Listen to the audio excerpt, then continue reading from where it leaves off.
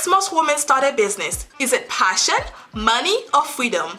Welcome to Female Founders, the podcast that takes you behind the scene with women who are founders and CEOs to help you start and scale a successful business of your own. I am your host, Nagelia de Ravin. Hello everyone, welcome to another episode of Female Founders. Today we are excited to have Kerr with us, the CEO and founder of Kerrageous. Catherine is a warrior and keynote speaker who offers advanced performance training for leaders. With over 24 years of experience in sales, consultant, and facilitation, she has a background in boxing and theater and a master's degree in education with a specialty in counseling psychology. She has created a unique and impactful warrior development plan that challenges and inspires the leaders and their teams to become true warriors. So buckle up and get ready to learn from the master herself, Kerr.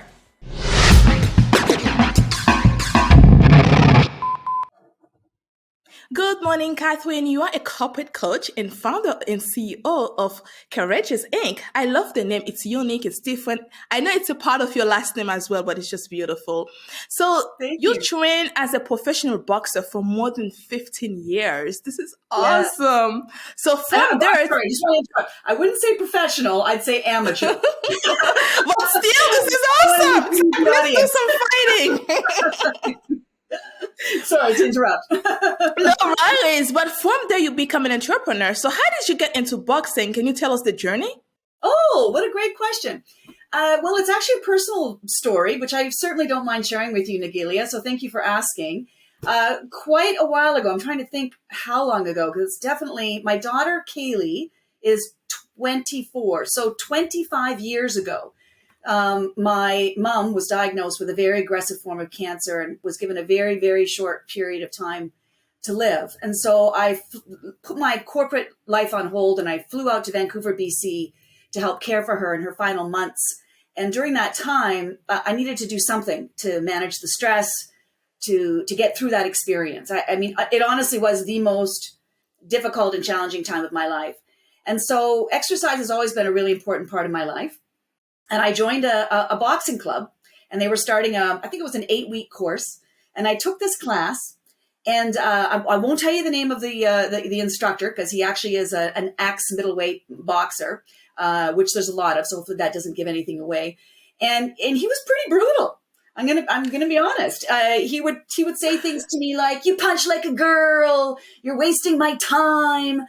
Don't bother coming back." And that just fueled me to come back more than ever before. And it was really tough. And at the end of that experience, and by the way, also just to let you know, because I wanted it to be really tough. I didn't want him to treat me special. I didn't tell him what was going on with the situation with my mother. So at the end of the 6 weeks, which correlated right around the time of the funeral of my mother's death, I went to the final class and gave it my all like I always did. And he took me aside and he said, I know I've been riding you really hard, but I want you to know that I see a fighter in you. And if you would actually like to learn to box more seriously, I can refer you to some coaches in Canada, in Toronto, which is where I'm based. And if you ever do actually have a fight, I will fly out to Ontario and I will sit ringside and I will watch you fight. So it was about a year to the day. And he did show up. So that was actually how it all started. It started with a very difficult situation in which I needed some outlet to manage the stress. And although you haven't asked yet, I'm sure you will. I'll just say that what boxing has given me, not only as a corporate warrior coach, but as a woman and as just a human being, is the really strong resiliency and the ability to, I think, overcome any challenge. So it's something I've carried in to my entire life. So do you take that boxing kind of, in you and also bring it to your business with your clients and kind of like a way of releasing stress as well? No. Again, it's more of the warrior concept. I came out of my boxing experience. What I learned in the ring was, as I said, to develop deep resiliency. So it's more the concept or the metaphor around being a warrior, and boxing was how I became largely a warrior. And it's more the spirit of boxing, not the actual, boxing itself. I toyed with that idea, but I don't know how well that would go over, especially in Canada. But would you say to people that, regardless of what's going on in your life, try to find something that can help you to release stress, to be able to manage it? It's so important. And I'll tell you this, specifically about women leaders. We are stronger than we think, and we are braver than we give ourselves credit for. And I don't want people to confuse the metaphor of being a warrior with aggression or aggressivity. It's the exact opposite of that.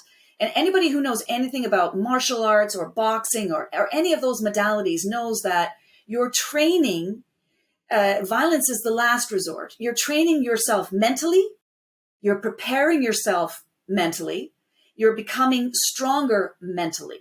So the boxing, which again bled into the warrior concept, which is my warrior sales is my main program, was about the strength of that resiliency. That's how it was born. I liked it because we're all warriors in this world. We are actually. We are. Yeah. And you know what's interesting, because we're also everyday warriors, right? You don't have to be a boxer. You don't have to be a soldier. You don't have to be, what we typically think of as a warrior. The warrior concept has been around for hundreds, if not thousands of years, right? I meet, and I'm sure you do, especially when you're doing these podcasts, I meet everyday warriors all the time.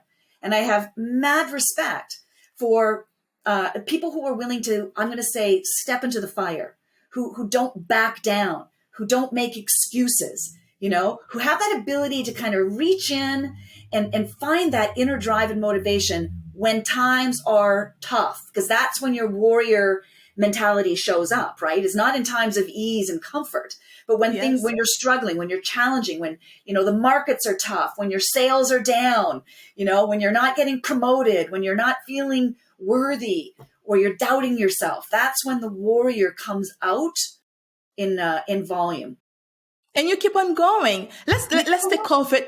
We take COVID as an example. Yes. It was a tough time. Some people just went home and just sleep all day long and do nothing. But you find the other people that just no, this is not it. This is not the end.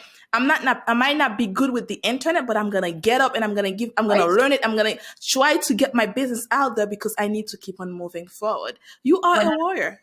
Thank you. Yeah, and you're a warrior, Nagilia. I mean, look what you've created here, right? I haven't had an opportunity to say how honored I am that you and your team reach out to me to be part of this. I feel very privileged and very grateful to be seen, to be heard. So I wanted to say that. And before I forget to mention this, one of the things that I talk a lot about, especially when I do a keynote, is the difference between being a survivor and a warrior.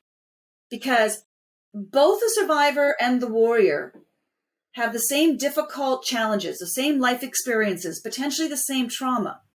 But the main difference between a survivor and a warrior is that the warrior takes those exact same challenges and, to your point, uses it as fuel.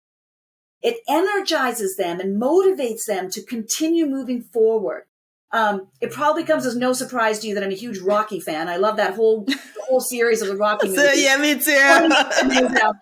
And, I love in Rocky's very last movie, the one, where he's a little bit older and he's really more of a coach role. And he's taking a piece out of his kid because his kid is kind of wimping out. He says to his kid, it doesn't matter how hard you get hit. And that's a metaphor. It doesn't matter how hard you get hit. It matters that you can get back up and keep moving forward. Yes. Yeah. It's that reminds me of the quote that Dr. Martin Luther King, if you can't walk, crawl, if you can't crawl, it's like you just keep whatever you do, you just keep on moving forward regardless how you do it, but just keep on going regardless. Don't stop. So, and we need that in this world. I think as women, we have that in us. We don't even realize it because a lot of time we are handling so many different things at once. And we even Yes, forgot about ourselves. We forgot to eat. We forgot to get our hair done. We forgot our nails was exist. We're just doing for other people. So that's that's right. just, it's only in us we are only warriors. And all we have to do is just use the same thing from our personal life into our business. And we Ah, just keep on yes. going. And when you transfer the warrior mindset into the business setting, let's just go a little bit deeper here. Now you're Hmm. becoming more tactical, you're becoming more strategic, you have a hyper or increased level of focus and productivity. You are encompassing being genuine and authentic as a leader. And back to my company name, Kerrageous, you're being courageous, right? So those are the attributes or characteristics that I want to transfer into the business world for female entrepreneurs, female business leaders, and any leader, not just women. Yeah. I love it. So now let's talk a little bit about the company Kerrageous. Sure. What is the Awesome. company is all about, and what are the services that offers? Thank you for asking. So, as I said, courageous is a riff off of my last name. My last name is Kerr, Kerr. So it is all about being courageous. My focus is primarily what I call warrior sales. Especially, you made reference to the pandemic, to COVID. And depending on the industry, pretty well without exception, most industries struggled with, with the impact that the pandemic had on their sales, right? Customers, clients were less likely to spend money. Markets were down. It was very volatile. It still is. We've got, rising costs for housing and gas and et cetera, et cetera, et cetera. So especially in the pandemic, I found that my offering was extremely well received. So in a nutshell, I offer advanced performance training for sales teams that already have kind of a baseline understanding of sales techniques. But these are sales leaders, directors, CEOs who they want to take their team to the next level. They, again, going back to the warrior concept, want their teams to be more strategic and tactical in their thinking. Now, yes, I do work with service teams. My niche is sales, and in particular, financial services. I tend to do a lot of work with wholesalers, both internal and external wholesalers who are talking to advisors, only because I have 2 decades of experience in that industry. So it's a space that I feel very comfortable navigating. And it's a space where probably more than any other industry, you have to show up like a warrior every day. Otherwise, Yes. I just will chew you up and spit you out. It's a tough business, man. So what I think allows companies to do when they hire me is to give their sales teams a competitive advantage. Because again, I go in with the mindset of a warrior. I'm hoping to transfer that energy to the people who are in my workshops. I'm training them and their leaders to think and act more like a warrior so that they can conquer any challenge, and I do mean any, by the tactics that I teach. And, disarming objections is a huge issue regardless of what industry you're in. If you're not teaching your sales team how to disarm an objection, they're already dead in the water. And don't assume that your sales teams know how to do that unless you just intentionally, deliberately given them that skill set. So I don't want to get off onto a tangent in terms of too many programs and offerings, but that's a big piece of it, right? Is how do you disarm objections? So 2 main things. It's can you conquer or overcome these objections? And also the ability to drive, and that is an acronym that I'm happy to share with you, DRIVE. How can you drive strategic conversations that really Hmm. add value and differentiate you and your company and your offering? Ooh. But Yeah. now I love what you are doing, because being a leader, a lot of time you might teach your staff how to do something. They might not follow exactly, but having that outside person Yes. coming in, they can see all the mistakes that you are making and how they can be fixed easy than Well, you being in the inside. 100%. And I would also say, we're helping our teams to be strategic here, right? Like you said, you can't assume. So this is about enabling your team. This is about motivating your team. But most importantly, it's about, embedding very strategic sales skills that they may or may not have. So that one, they're resilient, right? So every Hmm. time they get that no, a lot of people don't know that if you're in sales, you can anticipate that on average, your customers will say no. At least it's going to take you 6 to 8 times. And yet of multiple touch points, emails, voicemails, face-to-face meetings, you're looking at 6 to 8 conversations before you make a sale. And yet, Nagilia, the average salesperson, guess how many phone calls they might make before they give up, or emails or voicemails that they might leave. What do you think? How many points? Say 2. Yeah, exactly. 2. You're absolutely right. Most sales folks give up after 2. So, one, you got to know, hey, okay, if I go into the game knowing this is a long game, I'm going to have to be patient. I'm going to have to be persistent. And the days of cold calling, like picking up the phone and saying, hey, just calling to check in. Those days are done, man. They're done. This is a super competitive landscape. You need to know why you're calling. You need to know what you're going to say to Nagilia that's going to hook her attention fast before she says, I'm good, and hangs up. You got to know what's going to get Nagilia excited and interested in your offering. In other words, how are you positioning value? How are you being relevant? And I want to be engaging Nagilia with courageous questions that leave no room for her to bow out or escape, that grabs her and holds her attention like a warrior. Wow. So now I'm curious to know, why sales? Well, I've always been in sales. So, you were asking a moment at the beginning of our conversation about my journey. So I kid you not. I was that salesperson who would knock on the doors to sell, whatever. I've sold kitchen knives door to door. I've sold books door to door. At one point, I think I was 16, maybe 17, and I sold window washing fluid over the phone by the case to garages, to automobile. Wow. Yeah. And I mean, I learned the hard way, right? I learned that I got skin in the game. I've always been in sales. I've always been an entrepreneur. Jump forward a few more years when I was about 17, 18. I got a job where I was the greeter in a condo building that was just going up. And my only job was to hook customers as they walked in the door, to convince them to have a look at the units and then pass them over to the sales team. But I quickly realized I could cut out the middle person, the sales team.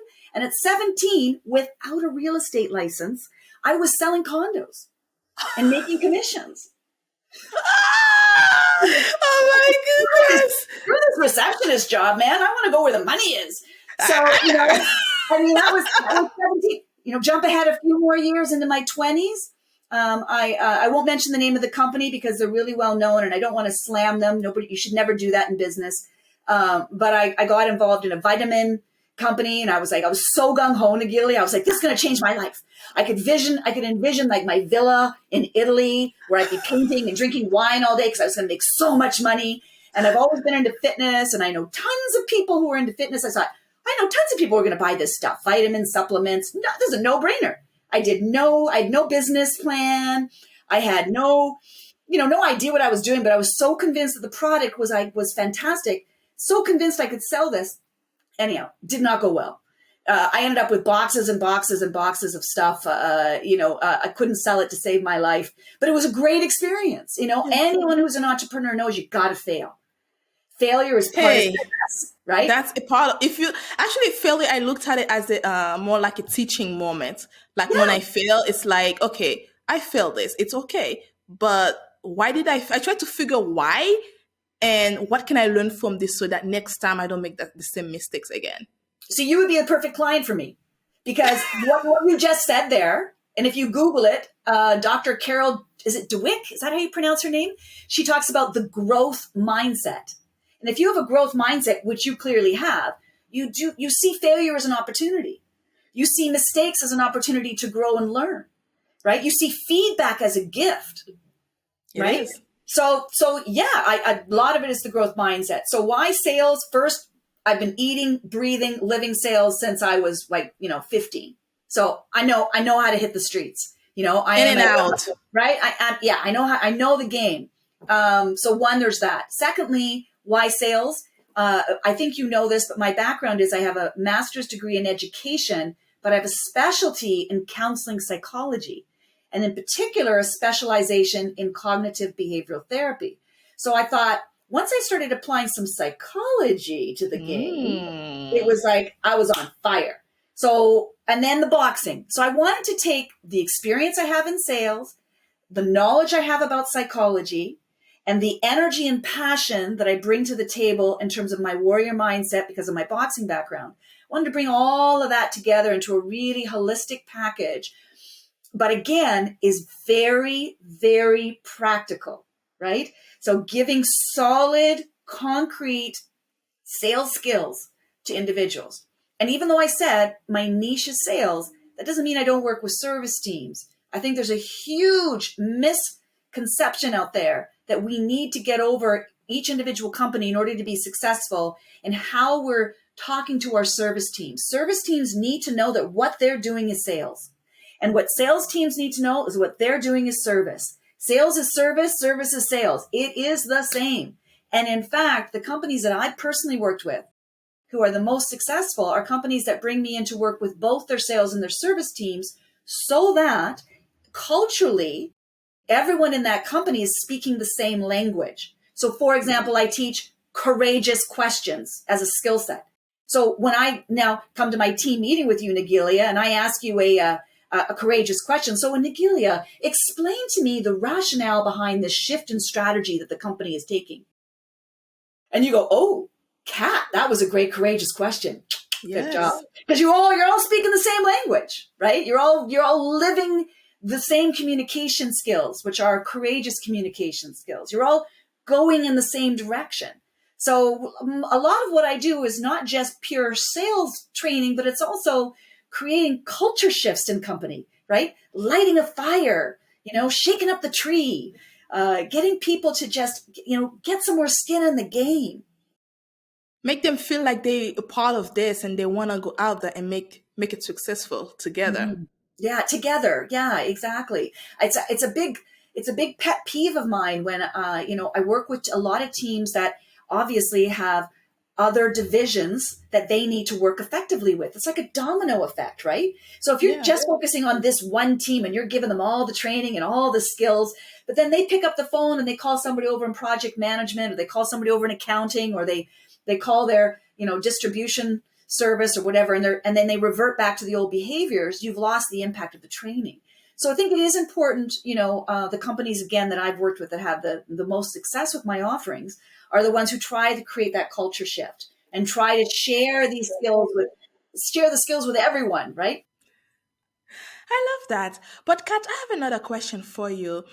What type of business do you work with? Do you focus on small business, startup, corporation, like big corporation, or do you also work with just individual? Yes. So companies, not individuals, although I'm not adverse to it, to be honest. But it's been a long time since I've done one-on-one coaching because I'm so busy with the B2B part of my business, right? So I'm not really I'm more B2B, business to business.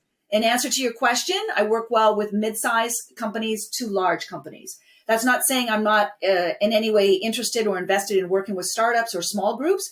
To be honest, I just find that most of them don't have the budget. They're not really. They're not ready to make the investment, right? I mean, I'm at the point in my career, I've been doing this for 24 years where, I want to work with companies who understand the investment that they're making. I don't want to have to hard sell you. I don't pitch anymore, right? I'm not pitching you. You either get it or you don't. You either want a warrior to work with your team or you don't. It's all good, man. It's all good. But if you don't want somebody to come in who's going to cost X amount of dollars, who's going to guarantee you, or at least as much as I can guarantee, this kind of an outcome, to enable your team to conquer challenges, drive strategic conversations, and drive revenue. If that's who you are, let's talk. Right? Yeah. Let's work together. And I also say that the evolution of my model has been very much a partnership model. So I work best with companies where the leaders are very invested in their people versus the one where, somebody will hire me and I never see them face to face. They don't come to the training sessions. There's no follow up. It's more like a check mark. I got a budget for training. Let's bring somebody in, spend the money. I want to work with companies that are really invested in creating sustained behavioral change in their people, not a one and done, not a flavor of the month, you know? Yeah, just like a one-time thing is. Also, the bad thing with that is it's not enough, really, for the sales team or even the service team to be able to kind of like get in the fire. I think sometimes a little bit you need a little bit more than that. And also, if you're going to invest Yeah. to bring someone in, you might as well put yourself in it as well, because there's Yeah. always room to learn, even if you think you know everything. But in reality, you don't. There's always something you can learn from someone that's outside of your company. So a lot of 100. time, too, as leaders, we are making mistakes. We don't even realize we're making this type of mistakes. And I And think someone else can tell you that, hey, dude, yeah, you are messing up here. yeah, bring in an objective, neutral person, you know, and that's the other thing I think I bring to the table that adds value is that I embody the warrior mindset. So I have no problem telling a CEO respectfully and in Yes. private where they're potentially falling short, where there may be opportunity to improve. You know, so one of my big offerings is courageous leadership. We've got courageous sales, which is for your direct reports, the people who are on the front lines, the people who need the most support. And there's courageous leadership so that when I leave, the leaders can continue to coach to and embed the skills that I'm presenting, right? So there's a Right. continuity of coaching support for your people. So very invested in leadership, especially women in leadership. I love it. And I think that it's sales is important for any company. If you don't have it together, then you have a big problem. You're going to be bankrupt in a few minutes. Yeah. So Yeah. And the yeah, game you need has that changed, right? The game has changed. It's hard to a be in lot. sales. You know, we've got more sophisticated customers today than we've ever had before. You know, we've got people who access the internet and think they know everything. You know, I mean, Oh, you know, these are educated consumers nowadays. So you got to bring your A game. You yep. know, you got to be thinking about, again, how am I going to add value? How am I going to differentiate myself? And how am I going to hook this customer or this client quickly and maintain a loyal customer base? And I think also the other issue that also a lot of companies are facing is the fact that they close the sale and they Mm. forgot that client exists. And I think that's Mm. completely wrong. I mean, I'm not saying to be a pain in the ass sending that client email every 5 seconds of their life, but No. it's good to keep staying loyal to that customer, keep being like, you know, keep them in mind that they're still there, they still exist. Don't just like you close the deal and then you just put them into a box and then like, all right, Yeah, next, and you're done. I agree with you, Nagila, but I'll also add that you need to be strategic in those relationships. Let me just clarify what I mean by that. Not every single customer wants or needs the same level of attention. And you might in fact piss a customer off by calling them every 2 weeks. So you need to figure out what a customer's or client's value orientation is. Do they value information? Do they value relationship? How often do they want to speak? When you speak, what do they want you to bring to the table in terms of information? How do they want to take that information in? Right? So quantity and quality of those interactions is something I also talk about in my training sessions. So find out, you know, what they want, what they need. Don't make an assumption that every single customer wants the same level of relationship, because they don't. That's true, they don't. But now, do you provide your services within Canada only, or is it both United States and Canada, or is it also outside of both of the countries? So I'm actually a global facilitator. I've had the privilege of facilitating in India, in the UK, in Mexico. Where else? I feel like I'm missing a place. India. I feel like I'm missing one place. Oh yes, Chile, Chile. Brazil.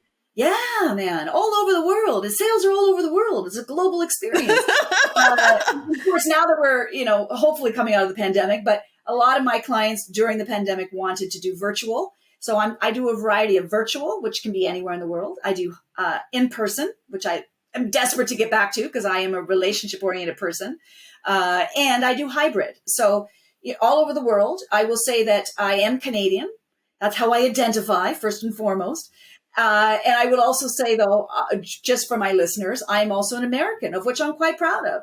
So I carry two passports. I'm an American citizen and I'm a Canadian citizen. This is important because I can confidently prospect in the US market and legally work in the US market because I am an American citizen. I would say my two main markets, first Canada, then the US. But yes, I do work globally. Around the world. Yeah. Which I love. I mean, I love diversity. I mean, working in India was like totally different sales environment, right? Yes. Same when the work I did in Latin America, totally different work environment. So I take something from all of those experiences. But I will say this, when it comes to the concept of sales training, that is a global concept. And there really are only a handful of what I would call essential sales skills, like the core sales skills that you want to make sure your team's got nailed down. So I can come in and I can dial up your sales team immediately. This is not something that's going to take you weeks or months or years. Like, because of I'm sure you picked up on my level of intensity, that when I do my sessions, there's a combination of teach. So, wah, wah, wah, I'm just talking. And then immediately I put the group into an exercise so they can immerse themselves in it and experience it. And then third level, in the moment coaching. So like, okay, Nagilia, let's get in the chair. Let's role play this. I'm going to be a customer. You're going to be this. You're a rep. Give me a call. Let's do this. And then I'll probably get a participant, to be honest, to play that customer. And then I'll be in the role play as well. But I will be whispering into your ear like, hey, this is a good place to ask a courageous question. Hey, that was an objection. Remember those 4 tactics we talked about? Try tactic number 1. So we're coming in and out of the role plays, and we're doing a high level of experiential learning, which we know statistically, based on how people learn, is the fastest way to embed a new skill. So the training sessions are quite intense. But yes, don't tell me. I dig making people uncomfortable. And I think after 2 decades, I've gotten pretty good at knowing what that sweet spot is between challenge and support. If you challenge too much, you're going to lose people. They're just going to check out. And if you baby them and spoon feed them, they're not going to learn anything. So I'm a warrior coach, right? I ride that line when I do in the moment coaching in my workshops, which I don't know a lot of facilitators. And I could be wrong, not in my 24 years experience, who do the level of experiential learning that I do in my sessions. So I work best with leaders who are okay and open for me to challenge their teams. I'm not going to come in and people pay a lot of money for this training. So I'm going to give you your money's worth, But I liked it because when you get out of that training, yes, gee, you have something. You do. To go in the phone and make some sales. However you make the sales, you have something on hand, something you can work with. It's not like you spend 10, 20 grand. I don't know how much you charge. That's just me giving an example. So that you get out of it. It's like, wait, when I was there, I didn't learn anything. And just trust me, that happened to me. It's kind of like, well, I could have just Googled that and be done with it. It's happened. You're absolutely right. And another value that I think I bring to the table is I have a warrior development plan that every participant leaves with. So you have your battle plan, so to speak, when you leave my session. What's great about that is not only is that good for you personally as a sales professional, but it heightens the accountability because I expect them to share that with their leader. So what did you learn in Kat's Warrior Sales Workshop? Let me see your warrior development plan. What are the skills that she taught that you're working on to continue to refine and develop? And how can I best support you to up your game? So they walk out of the door with this action plan, so to speak. I call it a warrior development plan.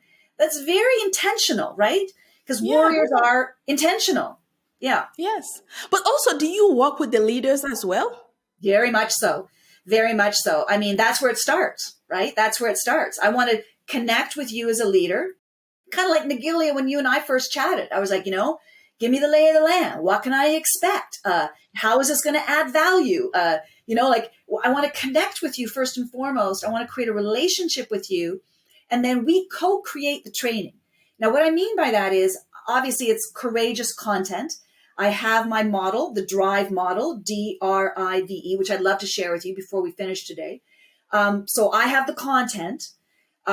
And my relationship or co-creation process with the leader is share with me what success looks like. In other words, when this training session is over, What will you see? What will you hear to know that this was a mass success? So I'm getting them to define the end result before I even come in the door. Secondly, I'm getting very specific, relevant feedback onto what are your specific and unique challenges.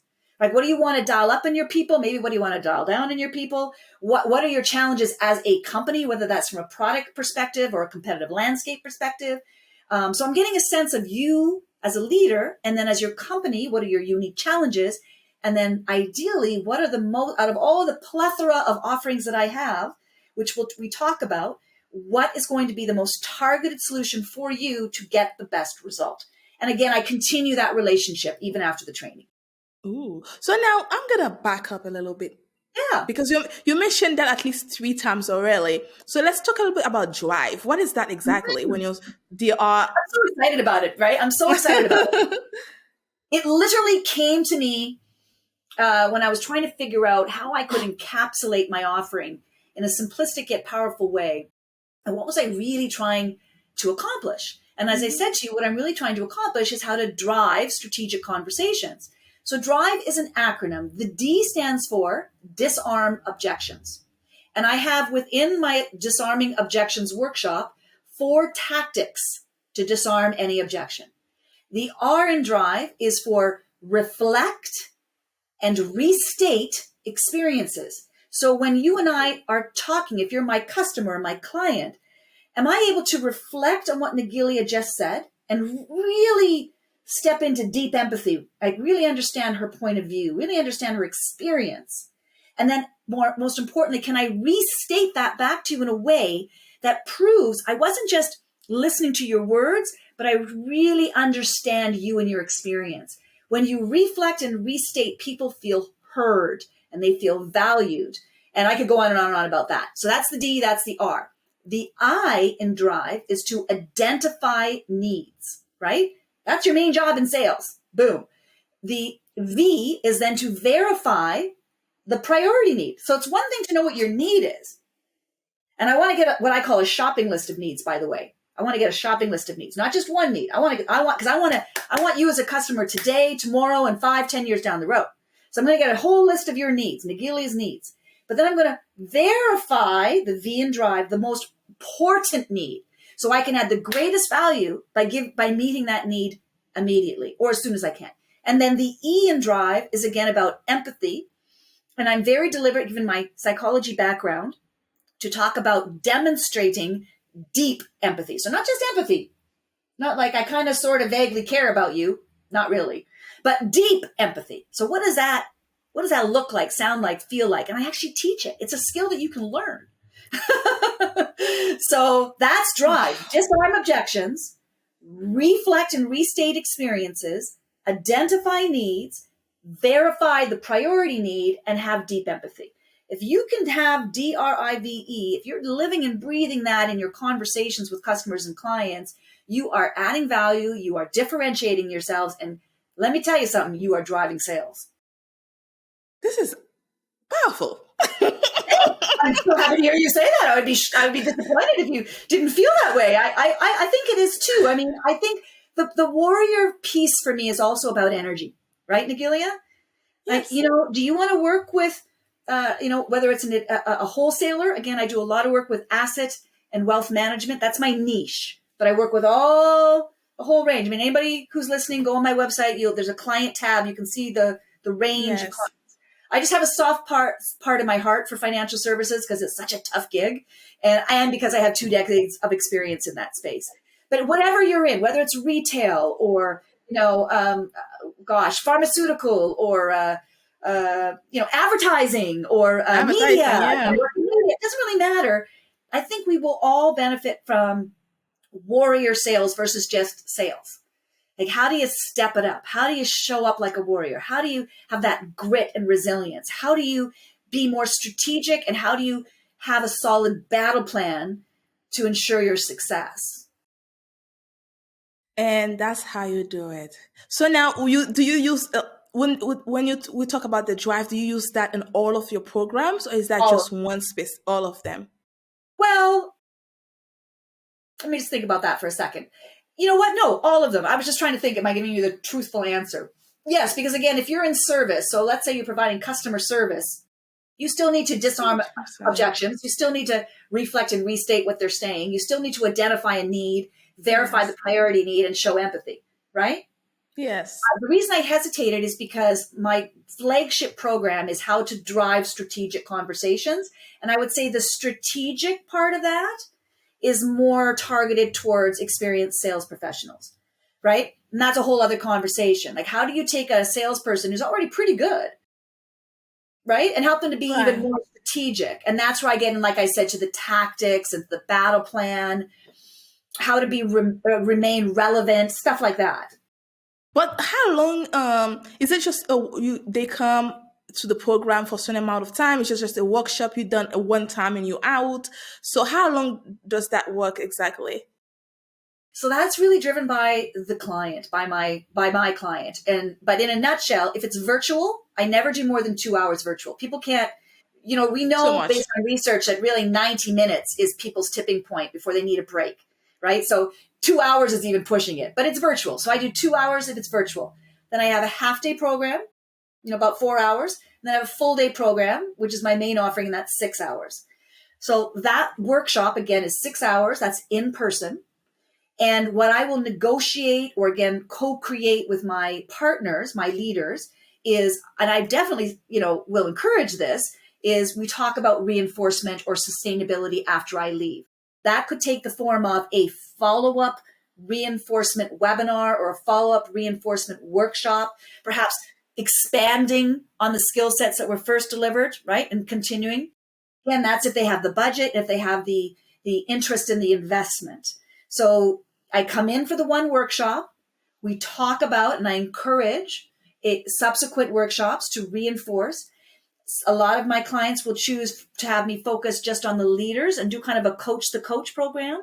So I'll come in and show your leaders how to keep those learnings alive, how to coach, to use the exact same skills, right? To ask those courageous questions, to disarm those objections, to reflect and restate, to show that you're listening to your people. Those skills apply in terms of leadership to embed the skills. So and that was a long answer to your question, but it's largely driven by your budget and what level of investment you want to make. And you know what? If you're going to spend money in your company, well, spend it where the money is going to come from, which is sales. Hallelujah. Yeah. So now you I don't know if I'm going to say that correctly, but you use PACE, which is PACE, approach that you adopt with your clients. Can you explain that with us a little bit more? Well, to be honest with you, PACE is not a model that I use anymore. That is one of the updates on my website that I need to make. And I'm actually in the process this week of making some solid changes to that. I wouldn't say that PACE is gone. PACE, stands for passion and courage and energy. So what I mean by the fact that it's still there, I'm still very much about helping sales teams to be more passionate about what they do. My whole brand is about being more courageous. And by being more passionate and courageous, you're going to have more energy. And you know what, Nagilia, when it comes to female leaders, statistically, there's higher burnout if you are a female CEO than there is for a male. And the reason is because not that men aren't invested, because of course they are if they're a leader. For women, we get more emotionally invested in our careers and in our people. Not, again, that men do not get emotionally invested in their careers or their people, but women are more emotionally driven. And so our burnout is higher. So when I talk to especially women in leadership, it's not enough to talk to you about being courageous. I also talk to you about how are you managing your energy, right? And by the way, back to the sales teams, when our teams are more strategic, when we give them the skills to be successful, guess what happens to their energy? Guess what happens to their level of passion, right? And passionate people perform better. Courageous people get better results. And that's passionate true. And courageous people have higher energy, therefore higher productivity. That's true.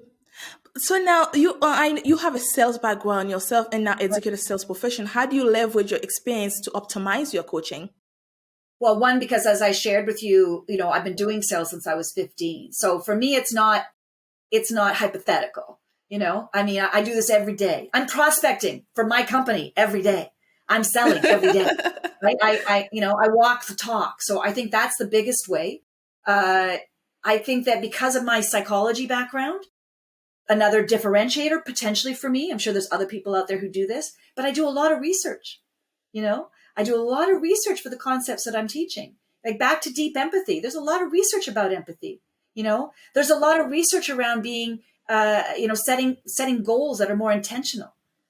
All right. There's for example, personal performance statements are something that I put in almost all of my sessions. I learned that from my work with Olympic athletes is, do you know what you need to do on a daily basis to be successful? And here's the kicker. And do you know when you do or say these behaviors? So you know what to do, you know what to say. And do you know what the benefit of that is? Are you connecting on a visceral level to, okay, I need to make X number of dials a day as a sales rep. Okay, so that I make my targets. Still not enough. So that I make my targets, so that I'm successful, so that I feel proud of the work I've done, so that I can get that promotion, so that I can buy that house and live the life of my dreams. And it goes on and on and on. Connect to the benefit of what you're doing every day to motivate and inspire you. So I think that the psychology part of my sales background kind of weaves together to help people to connect first tangible. So it all comes down to what are you doing and what are you saying? Are you conscious of what you do and say every day to create success? And have you connected on a gut level to the benefit of what that is? Because that benefit is what's going to keep your team motivated. That benefit is going to lower your sales turnover. And that benefit is what's going to keep your team, keep that fire lit. Now I'm going to put you on the spot here. So between motivating people to be better version of themselves, how do you keep yourself going? Oh, I've got lots of things. You really want to know? Oh, yeah. I believe the way we start our day is super important. Very important. If the first thing you do when you wake up in the morning is check your cell phone, you've already screwed yourself for the day. Yep. If the first thing you do in the morning is turn on the news, putting all that in your head, that negativity, so be intentional with how you start your day. So I'm very intentional with how I start my day. My day starts with meditation and yoga. I meditate an hour a day. I also do yoga every single day.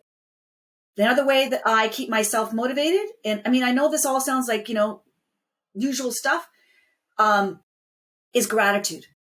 Gratitude is a big motivator. And, I swear to God, I'm telling you the truth. Just before I logged on to this podcast with you, the first thing I did, I meditated for 10 minutes, even though I already meditated this morning. And in my meditation, all I focused on, Nagilia, was how grateful I am to you for inviting me to have this platform. That's all I did. I didn't think about, oh, this is going to get me sales, or, was this going to advance my career? I was like, wow, I just was seen by a very successful woman who has invited me to the table to have a voice and potentially inspire and motivate other leaders. My day's already done. I'm good. Right? So I think gratitude, connecting to being grateful for wherever you are and what you have in your life is one ways that I keep. So I keep myself motivated by meditation, by yoga, by gratitude. And then I would say the other way I keep myself motivated is I'm very intentional with the people that I bring into my circle. Right? I do not want negative Nellies sucking the life force out of me anymore. They're around. They'll suck it out so fast you won't even realize it. You don't know what's happening. So you may have to do a little weeding in your life if you're listening out there. Weed out those people who are negative, who are energy suckers, and surround yourself with high performers. I don't have a big circle, but the people I have are warriors. I surround myself with warriors. And I also would say the other way I keep myself motivated is, I realize that not everybody is in a position. Maybe their socioeconomic status, maybe they're just where they are in the world, just maybe lack of opportunity, that not everybody in the world has the opportunity to do what they love and what they're good at. But I do. So I really don't need a lot of motivation, to be honest. I'm doing what I love, I'm living a purpose-driven life by sharing 24 years of solid experience and enabling people who come to my workshops to be better than they were when they walked in. You know, I feel really proud of the career that I've carved out for myself and the companies that I've been able to work with. You know, I consider what I literally jump out of bed every day and go, yes, another day. I made it. I mean, what am I going to create today? And that's a question, by the way, for yourself, Nagilia, and for anybody else who's listening. Ask yourself that question in the morning. What am I going to create today? And then do it, man. Don't just think about it. Don't just think about it. Don't just vision board it. Don't just meditate on it. You know, take action. I'm very much an action-oriented person. So I think that, you know, again, one of the things that differentiates potentially my training from other sales training is it's very practical. It's immediate application. You get immediate results. I mean, you get more and more and more results the more your team commits to the skills and the concepts. But think about, what do you want to create, and then do it. Do it. So now I have another one last question for you. There's a lot of women out there that is looking for ways to create something for themselves, be better, but sometimes they do end up with some, you know, blocks here and there. Yeah. So any advice do you have for them? 100%. So I'm going to give you the essence of cognitive behavioral therapy, or CBT, in 3 words. You ready? Mm-hmm. Thoughts drive your behaviors and determine your results. Thoughts, behaviors, results. So if you want to be a high performer, if you want to get started in your career as a woman, as a human being, you need to back it up and ask yourself, what's the thought in my head about whatever it is I want to create? Are the thoughts, I'm not good enough, I'm not worthy, I'm not experienced enough, I can't do this. I can't do this. I don't have the money. I don't have the time. I don't have the skills. Guess what? That's driving your behaviors and creating that result. So if you can get honest about the thoughts in your head, because honestly, Nagilia, often they're unconscious, especially with women.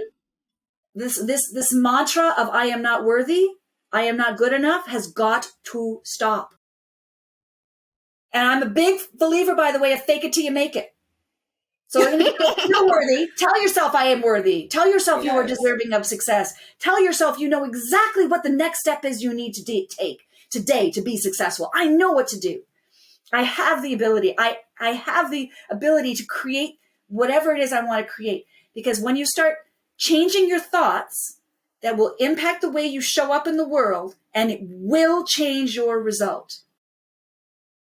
I don't have anything to add to that. I think you said it, you said it just perfectly. And I thank you so much, Kat, for give me the chance to talk to you. I know I spoke with you before, but like, this is lovely. What you do, it's come from the heart. It's not something you wake up, you are working in corporate doing marketing, and you wake up like, I'm gonna go teach sales because I've been in marketing. No, it's something that you've been doing since you were a teen. So it's in your heart. So you continue doing it for years and years, and you never stop. And when the time that you want it, you feel like you're gonna go down, you go find inspiration, the thing that's gonna keep you going. Yes. And by the way, sorry for your loss of your mom. And I love what you did you didn't let yourself go, because there's people who lost a loved one, they just like stop life, but you look for ways that to keep on going. And I think I love that about you and what you are doing, and also the way you're making companies get out there. Thank you. Sales. We need sales. We need sales. Get out there and get some green. Yeah. At the end of the day, right? Keeping it real. Nagilia, this was such a gift, my friend. I thank you so much for your time and for your questions and for your interest. Thank you. Thank you. Thank you for listening to Female Founders Podcast.